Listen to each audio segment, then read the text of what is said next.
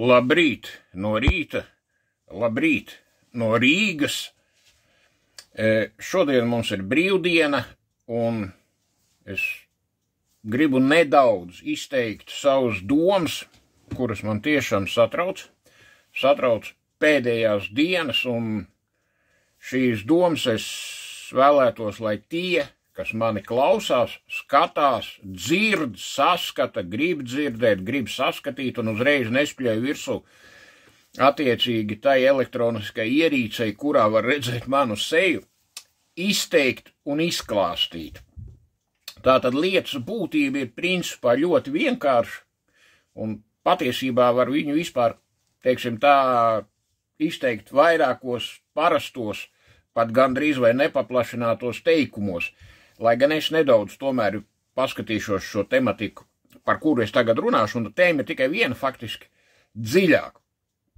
Tātad, kā jūs būsiet ievērojuši, es pēdējā laikā izņemot lietas, kas ir saistītas ar tiešām Latvijai svarīgām nostādnēm, svarīgiem aspektiem, svarīgiem jautājumiem tādas kā prezidenta ievēlēšana, kur es viennozīmīgi, kategoriski un absolūti pret un tā nostājos pret padibeni dzimtenes nodevēju Valsts drošības komitejas ziņotāju Egilu Levitu, un dabistiski, kad atbalstīju Edgara Rinkeviča kandidatūru, kas pats par sevi saprotams, un arī to visu pamatoju, kāpēc tas tā ir nepieciešams un tā tālāk.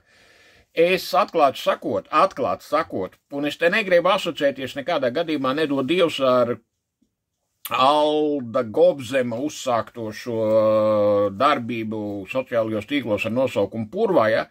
Bet es tiešām šajā Latvijas politiskajā purvā iekšā nelienu, un norises, kuras tur notiek, cenšos faktiski nekomentēt. Dabīgi, kad tas ir tikai līdz kaut kādam zināmam brīdim, to es uzreiz pasaku, ja? Bet, notiek lietas, par kurām vienkārši nevar nerunāt, jo, tad, ja par to nerunā, tas nozīmē, ka mums vairs nav pilsoniskas sabiedrības, ka mums vairs nav valsts. Valsts nav.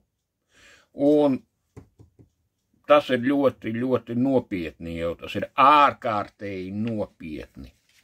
Un kāpēc es šodien esmu apsēdies pie mobilā telefona? Es rakstu iekšā savā mobilā telefonā, man cita nekā nav, man parasti Samsungs un droši, ka arī nebūs, jo, es neesmu, kā saka, lielu līzinga kompāniju un aizdevu kompāniju īpašnieks vai līdzīpašnieks vai kaut kas tāds, kā arī dabistiski, vai dabīgi, ka nezog uz valsts budžetu un nefenderē pašvaldību budžetu un tā tālāk. Tāpēc, ir viens parasts telefons un tad arī tā ir, kā ir, jā, to kvalitāti. Bet jēga jau no kvalitātēm. Tātad pāris dienas atpakaļ Vidzemes apgabala tiesa ir tāda mums Latvijā. Vidzemes apgabala tiesa. Un tur ir tiesneses Kukaine, teorētiski Latvietē vajadzētu būt pēc uzvārda, Dribas, tur var būt jau versijas par nacionalitāti vai etnisko izcelšanos. Nē, te man tagad nedomājiet kaut ko siet klāt par kaut kādām tur aicināšanām uz kaut ko un kaut kur. Nē, es vienkārši pēc cilvēku uzvārdus. Un Krieviņa. Jābūt latvietei, lai gan uzvārds šodien neizsaka to labāko, kas mums asociējas ar šādu nosaukumu. Jā? Nē, tikai nedomājiet, man tas iet klāt kaut kādu šitos 74. vai kādu. Es jau aizmirsu, ko man te seju savā laikā klāt. Bet, tātad lietas būtība ir tāda, ja? Vidzemes apgabala tiesa 3 tiesnešu sastāvā, ja es pareizi saprotu, tā tas zinātniski it kā saucās, Kukaine, Dribas un Krieviņa. Un atklāt sakot, man pilnīgi nospļoties, kādas tautības viņas viss ir. Tātad piespriež spriedumu attiecībā pret populāro publicistu vienīgo faktiski neatkarīgo žurnālistu Latvijā un tā tālāk. Es negribu nosaukt visu šī cilvēka nopelnus, jo tie tāpat visi ir zināmi attiecībā pret Lato laps. Un tiesas spriedums skar jautājumu par to, ka Lato Lapsa šo te padibeni ir viens padibene, zemcilvēks. Tātad te ir atkal viens variants. Tur, kas tur raksta tagad iekšā, tur fiks analizē. Nē, te zemcilvēkam ar nacismu nav nekāda sakara. Tā kā Graudiņam neko nepiesiesiet, jo es speciāli tagad skatos visus šos te kā saka, definīcijas, kā tas tiek viss traktēts un tā tālāk. Viņš baigi gudrs čals es palicis pēc pāris humoriem savā dzīvē.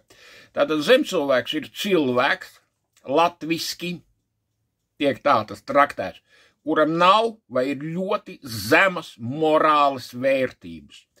Un lieta iet par komunistu pakalpiņu, par cilvēku, kurš komunistiskās partijas vārdā. Jo LPSR, Latvijas Padomju Sociālisko Republiku, vadīja Latvijas komunistiskā partija.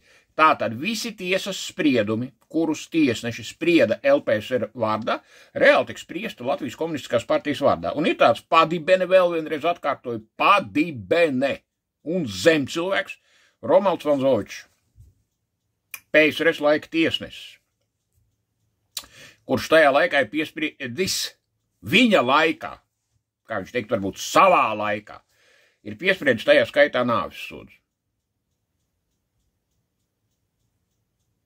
Un Lato Lapsa par šo subjektu ir uzrakstījis darbu ar nosaukumu Kolaborants. Tātad kolaborants ļoti īsi. Es te tagad necelšu augšā atkal Wikipēdijas un Britu enciklopēdiju un tā tālāk un tā tālāk. Ja? Tātad tas ir cilvēks, kas apzināti, es uzsveru vārdu apzināti, ir sadarbojies ar okupācijas režīmu. Vienalga, kurā valstī. Arī, piemēram, Vichy republikā Francijā, kas bija lejā, ja, iet runa par Otro pasaules karu, visi tie, kas bija kopā ar ģenerālu Patēnu, viņi tur tika tiesāti, viena daļa tika arī vispār likvidēta, tieši par to, kas saucās kolaborācija. Un par to, kad vēl vienreiz atkārtoja šis padibene, zemcilvēks, antisociālais elements, sabiedrības pabira. Romalds Vanzovičs ir kolaborants. Es domāju, ka cilvēkam, ziniet, es pateiktu tā, ka tur pat augstāko izglītību nevajag. Tur pietiek ar 9 klasēm. 9 klases, tas ir pamatskola. Pareizi es tagad saku, ja? Pareizi, man liekas, ka, ja? Tātad, ja cilvēkam ir 9 klases pabeigts, un viņš kaut ko ir dabūjis vispār kaut kādu papīru, ka viņš tās 9 klases ir pabeigts, es domāju, ka viņam tas, ko es tagad tikko pateicu, viss ir absolūti skaidrs, ja? Bet izrādās, ka Vidzemes apgabala tiesas tiesnešiem aš veselām 3 dāmām, cik es saprotu. Kukaine, Dribas, Krieviņa, lai gan Dribas varētu būt arī vīrietis, tur tas, es neesmu pētījis šo tiesas ierakstu, bet tas viss būs, tas drīz tūlīt visur būs, iespējams, ka pat rīt, ja? Nu, lūk, un kur ir tas ārprāts? Vai nevis ārprāts, bet lieta, kas faktiski apdraud Latvijas suverenitāti, tajā skaitā teritoriālo integritāti un pats par sevi saprotams nacionālo drošību. Vistiešākajā mērā, absolūti tieši. Tātad, ja 30 gadus pēc valsts izveides vai valsts atjaunošanas, kurai ir pēctecība ar pirmo Latvijas republiku, tātad citiem vārdiem sakot, ir tikai viena Latvijas republika, kura ir turpinājusies pēc 90. gadu sākuma notikumiem. Kaut kādi tiesneses, kaut kādā sūda izdirstā Vidzemes apgabala tiesā var pasludināt spriedumu, un viņi svarīto spriedumu pasludina Latvijas Republikas vārdā droši, kā? Pie kam? Es domāju, ka šiem visām tiesnesēm un tiesnešiem ir pielaides. Teorētiski tā vajadzētu būt, ka visiem tiesnešiem ir pielaide. Tātad, ko tas nozīmē? Ka viņas ir neiedomājami lojālas Latvijas republikai un tās satversmei. Un es nerunāju par to, ka tiesu vara dabistiski ir neatkarīgie. Un tagad, mīļie cilvēciņi, padomāsim skaidrā, normālā prātā, ka 30 gadus pēc neatkarības žurnālistu Lato Lapsu notiesā, uzsver vārdu notiesā, un nav svarīgi, ko viņam tur piespriež. Man liekas, ka 300 stundas sabiedrisko darbu. Par to, ka viņš vienu padibeni ir nosaucis par kolaborantu. Kolaborācija. Ko es ar to gribu teikt? Tas nozīmē, ka mūsu valstī no dekomunizācijas vispār smakas pat nav. Vispār smakas nav. Viņi tur savos vispār neko nav iespējams. Pilnīgi nav iespējams. Jo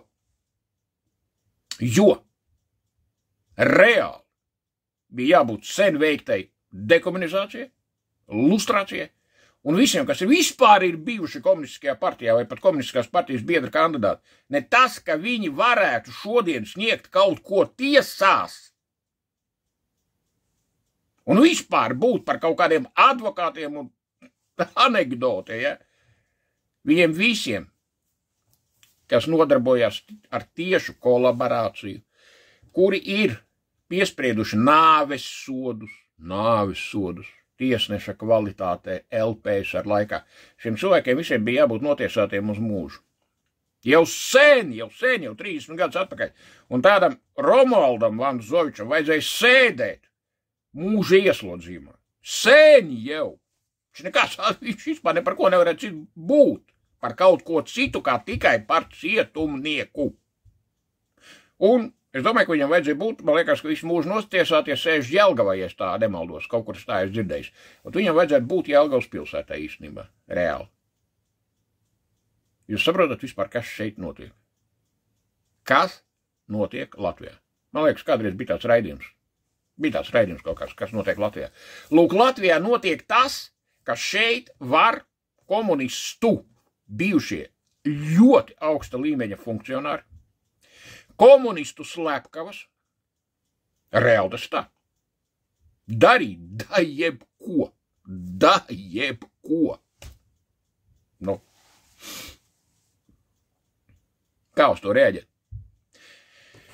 Uz to rēģēt viss vēl ir priekšā, bet ko es gribētu ieteikt visām šiem te tiesnesiem un tiesnešiem, kā Kukaine, Dribas, Krieviņa un tā tālāk, un visādiem tajā skaitā, kā manā gadījumā Rinaldam Silakalnam un arī kaut kādam tur tiesnesim, kas vēl kaut kādus spriedumus spriež. Es gribētu ieteikt vienu lietu, kad ne tikai 20. gadsimtā, bet arī 21. gadsimtā ģeopolitiskie notikumi un politiskie notikumi šad tad notiek ļoti strauji. Saprotiet? Kā piemēru, lai jūs zemtekstos saprast, par ko es runāju. Kā piemēru ir pavisam nesena situācija ar tādu neatzītu pasludinātu valstisku veidojumu kā Kalnu vai Kalna Karabaha, kura vēsturiski ir Azerbaidžānas zeme, Azerbaidžānas republikas. Es šajā jautājumā, kas saistīts ar Kalnu Karabahu, esmu piedalījies kā eksperts. Publicējies Azerbaidžānas masmēdījos, plašsaziņas līdzekļos. Un tur pa vienu diennakti, pavisam nesen, vienkārši iegāja iekšā Azerbaidžānas karaspēks, nedaudz pakaroja, nedaudz pašāva, un pēc diennakts šī pasludinātās valsts vairs nav. Un aptuveni nedēļas laikā 100 000 cilvēku aptuveni, kuri nepiekrita šādām izmaiņām, teritoriālām, devās bēgļu gaitās vai emigrācijā uz savu dzimto Armēniju. Un ne tikai. Tas notiek viss pa nedēļu. Bet valsts likvidējuši pa vienu dienu. Tāpēc, ko es ar to gribu teikt? Un tas tāds mājiens. Par to man nevar arī notiesāts mājiens. Kad cienītie tiesneši, godātās dāmas, cienījamās dāmas, augstu godātie kungi, un katru jūs visus tur pareizi deviet, ja? Šādi tāds šis tas mainās. Un kā kas var mainīties, mēs neviens nezinām, diemžēl. Diemžēl mēs nezinām. Un var tā sanākt, ka vienā naktī 4 no rīta pieklauvē pie jūsu durvīm. Nu tā var sanākt. Es, nē, es ar to neko nesaku, nē, graudīšu tur jūs ko. Nedod Dievs, ja. Bet tā var sanākt. Pie kam? Nevis vienkārši pieklauvē, bet likuma vārdā. Tāds var būt. Un par to kopumā, kas mums šeit notiek vispār. Kas notiek Latvijā? Tātad 13 dienas atpakaļ, vai 13 dienas iepriekš, es, Enārs Graudiņš, 19. Abrēnas aizsargu pulka komandieris, iesniedzu mana balss portālā, pilnīgi ar elektronisku drošiem parakstiem un vispārējiem, iniciatīvu, kura saucās Pilsonības atņemšana Latvijas komunistiskās partijas biedriem un biedru kandidātiem. To es izdrukāju šodien ārā. Tātad, vēl vienreiz nolasu, lai viss saprast, par ko iet runa. Tātad ir iesniegta mana iniciatīva, mana balss ar sekojošu nosaukumu. Pilsonības atņemšana Latvijas komunistiskās partijas biedriem un biedru kandidātiem iesniegta pirms 13 dienām. Iniciatīva tiks iesniegta Latvijas Republikas Saeimā. Ko un kādēļ vēlies mainīt? Viņi tur jautājums tāds uzdod tajā, lai iesniegtu iniciatīvu. Ja? Es rakstu īstenot un panākt vēsturisko un juridisko taisnīgumu. Es domāju, ka īsi un skaidri. Ja?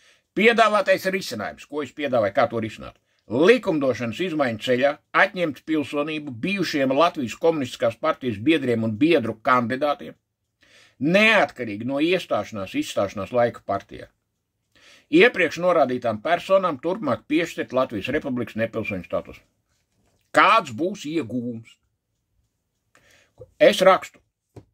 Latvijas valsts tauta un sabiedrība pašattīras no genocīdu un okupācijas organizatoriem, atbalstītājiem un īstenotājiem.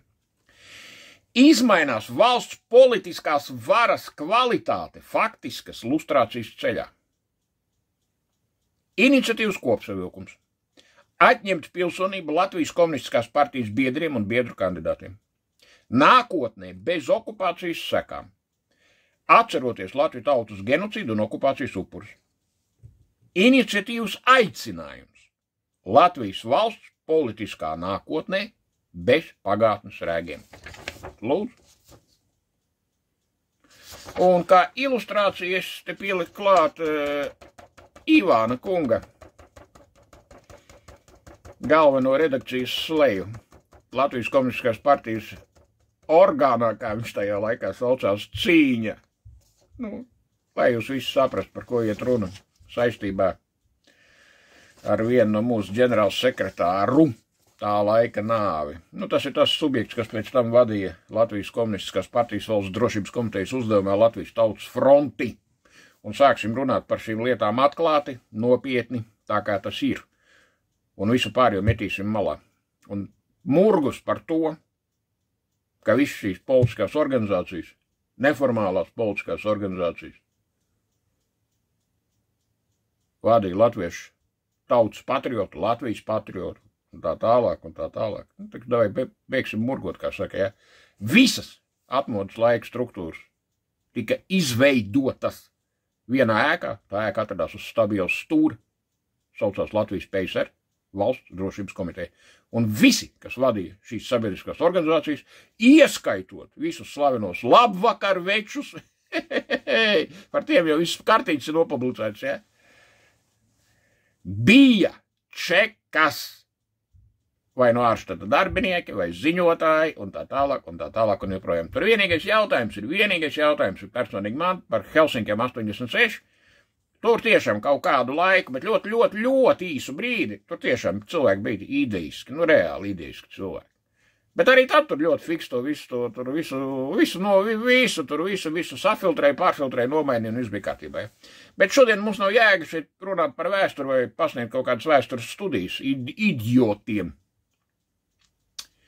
Bet runāt par to, kāda veida nacionālo apdraudējumu rada Latvijas Republikai un tās turpmākai pastāvēšanai tas, ka Latvijas Republikā pie varas ir vēl šodien Latvijas komunistiskā partija. Tas ir neapšaubāms fakts. Neapšaubāms fakts. Un skarba realitāte. Gaiši jums šo dienu, svētdienu, svētītu dienu.